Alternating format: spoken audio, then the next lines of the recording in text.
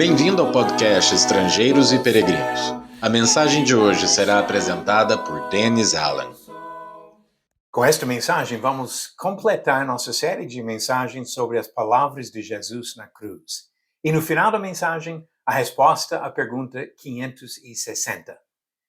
Pensando sobre as palavras de Jesus na cruz, durante as últimas aulas, nós temos focado o que ele disse, 7 frases ou expressões que Jesus usou na cruz. Pai, perdoa-lhes, porque não sabem o que fazem. Em verdade te digo que hoje estarás comigo no paraíso. Mulher, eis aí teu filho, eis aí tua mãe. Deus meu, por que me desamparaste? Tenho sede. Está consumado.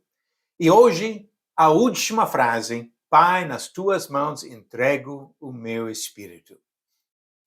Refletindo sobre essas palavras de Jesus, percebemos a confiança que ele expressou no Pai. Que Jesus, nesta maneira, mostrou que ele nunca perdeu a confiança em Deus. Sabemos que ao longo da sua vida, Jesus orava com frequência ao Pai, sempre procurando cumprir a sua missão, fazer a vontade do Pai, mas confiando também naquela relação íntima de comunhão que ele tinha com o Pai. E agora, nas suas últimas palavras, Pai, nas tuas mãos, entrego o meu espírito. Jesus foi rejeitado pelos homens, mas ele achou refúgio no Pai. Ele confiava no Pai para tomar conta do seu espírito. Em Mateus capítulo 10, versículo 28 e 29, Jesus tinha ensinado uma coisa importante que reflete exatamente essa mesma confiança. Mateus capítulo 10, versículo 28 e 29, dizem: Não temam os que matam o corpo, mas não podem matar a alma. Pelo contrário, temam aquele que pode fazer perecer no inferno tanto a alma como o corpo. Não se vendem 2 pardais por uma moedinha? Entretanto, nenhum deles cairá no chão sem o consentimento do Pai de vocês. É um ponto aqui de confiança em Deus, não se preocupando com as pessoas que podem, no máximo, tirar a vida física, mas confiando em Jesus. Daí para frente, os seguidores de Jesus mostram a mesma confiança. Encaram a morte confiando no Senhor e sabendo que Deus vai cuidar dos fiéis, mesmo depois da morte. Em Atos capítulo 7, Estevão foi o primeiro cristão registrado nesse livro que perdeu a sua vida por causa da sua fé em Cristo. E quando Estevão estava sendo apedrejado, ele disse, versículo 59, Senhor Jesus, recebe o meu espírito. Basicamente as mesmas palavras de Jesus, só que Jesus falou ao Pai e Estevão fala para Jesus. Você recebe o meu espírito. Paulo demonstrou a mesma confiança quando ele escreveu para Timóteo, em 2 Timóteo capítulo 1, versículo 12, e disse, E por isso estou sofrendo estas coisas, mas não me envergonho, porque sei em quem tenho crido, e estou certo de que ele é poderoso para guardar aquilo que me foi confiado até aquele dia. Ele confiava em Deus, encarando a sua própria morte. No capítulo 4 do mesmo livro, começando no versículo 6, ele disse, Quanto a mim, já estou sendo oferecido por libação, e o tempo da minha partida chegou. Combati o bom combate, completei a carreira, guardei a fé. Desde agora me está guardada a coroa da justiça, que o Senhor, reto juiz, me dará naquele dia. E não somente a mim, mas também a todos os que amam a sua vinda. A confiança de Jesus encarando a morte é a mesma confiança dos seus seguidores, olhando para a sua própria morte. A mesma confiança que nós podemos ter se de fato vivemos como Estevão e Paulo e outros que não consideravam nem a vida algo tão importante para proteger, mas colocavam acima de tudo o amor ao Senhor, o desejo de servir ao Senhor. Essa confiança de Jesus é fundamental para qualquer servo do Senhor. Mas como Jesus tinha essa confiança? A implicação das palavras dele é confiança na ressurreição. Ele não ficaria no túmulo, mas seria ressuscitado, como ele mesmo havia falado várias vezes, que depois de 3 dias seria ressuscitado. Essa ressurreição de Jesus é o fato fundamental até para a nossa fé hoje em dia. Se Jesus não tivesse vencido a morte, a ressurreição, não teríamos motivo de buscá-lo e de procurar servir a ele hoje. Em João capítulo 11, versículo 43, e depois de dizer isso, clamou em alta voz, Lázaro, venha para fora. Aquele que tinha morrido saiu, tendo os pés e as mãos amarrados com ataduras e o rosto envolto num lenço. Então Jesus lhes ordenou, desamarrem-no e deixem que ele vá. Jesus tinha feito a ressurreição de Lázaro. Voltando para Marcos, capítulo 5, começando no versículo 41, outro texto importante sobre esse assunto, Marcos capítulo 5, versículo 41 até o versículo 42, diz, tomando a criança pela mão, disse, Talitá cumi, que quer dizer, menina, eu digo a você, levante-se. Imediatamente a menina, que tinha 12 anos, se levantou e começou a andar. Então todos ficaram muito admirados. Jesus ressuscitou a menina, ressuscitou Lázaro. Então ele, sendo Deus, tinha poder sobre a morte e a capacidade de ressuscitar o morto, de dar vida novamente.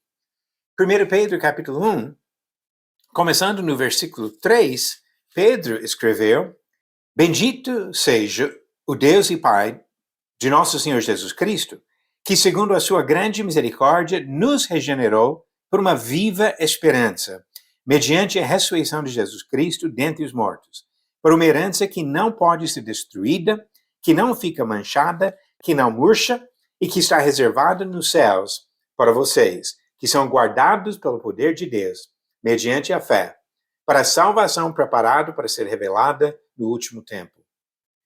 Percebeu como esses fatos se ligam com a confiança de Jesus? Jesus ressuscitou mortos porque ele é Deus e tem poder para dar vida. Ele mesmo ressuscitou. E agora a ressurreição dele é a base da nossa esperança, da ressurreição para a vida eterna. E nesse sentido, até as palavras de Jesus em João capítulo 5 dão para nós essa confiança da ressurreição.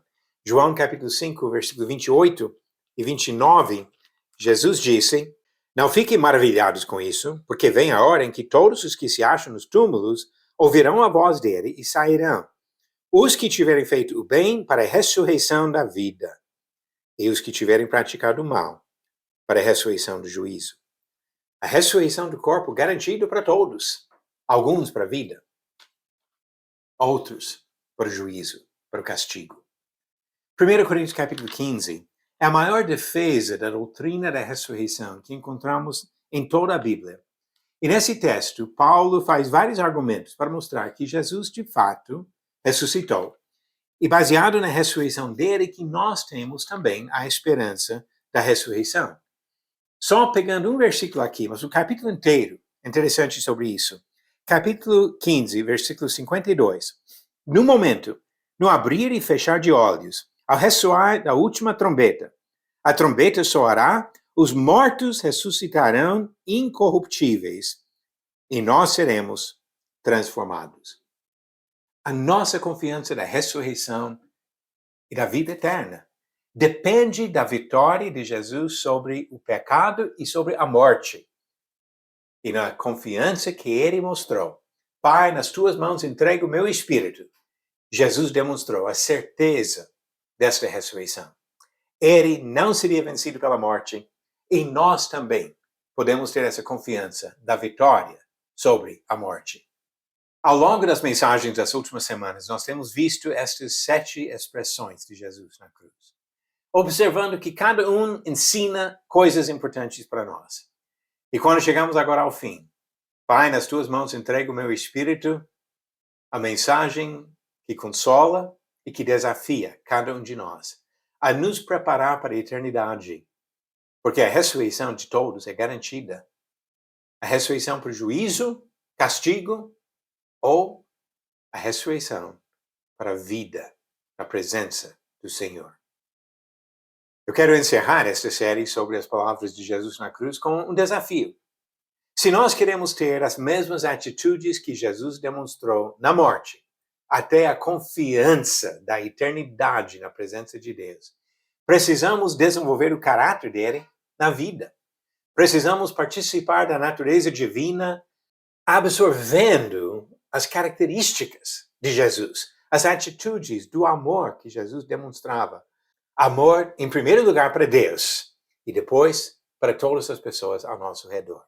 Imitando a vida de Jesus, teremos a confiança de imitar a morte de Jesus, morrendo com confiança do que vem depois.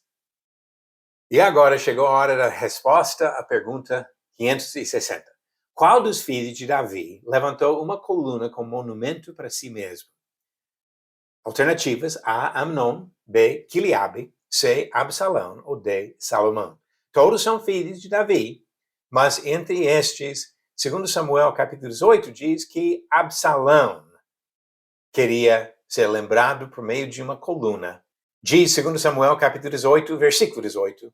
Ora, quando ainda vivia, Absalão tinha levantado para si uma coluna, que está no vale do rei, porque dizia: não tenho nenhum filho para conservar a memória do meu nome. E deu seu próprio nome à coluna, que até hoje se chama o monumento de Absalão. E vaidade. E a nova pergunta reflete a atitude de Jesus sobre a morte, mas nas palavras de Paulo.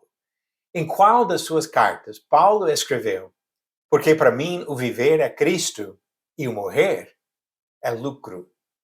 Alternativas: A. Romanos, B. 1 Coríntios, C. Gálatas ou D. Filipenses.